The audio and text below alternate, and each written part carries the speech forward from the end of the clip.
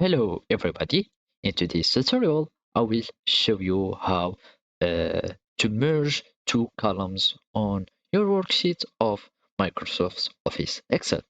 So the first thing that you need to do is to open your Microsoft Office Excel's worksheet and follow these steps.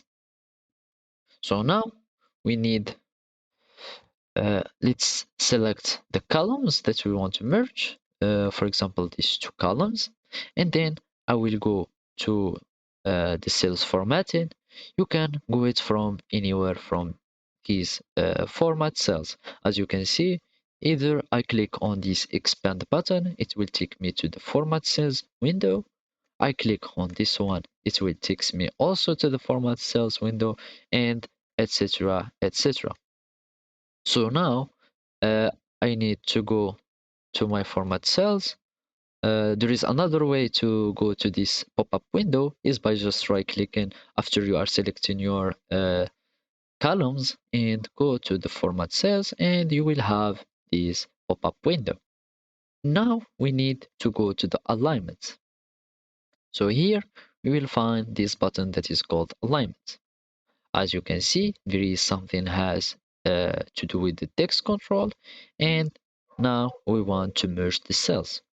So after we merge the cells, these cells will become one, and you will have your column becomes one.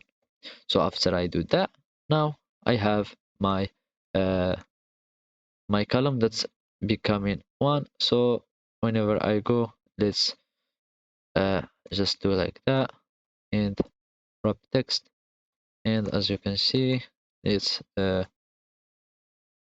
it like this, and now I have my merged cell or merged columns. The other way to do it is by just clicking on this button that is merge and center. So I'm going to select my two columns and click on merge center, and it will do all what we did previously, and it will do it automatically. So basically, this is how you merge your cells on Microsoft Office Excel. Thank you for watching, and goodbye.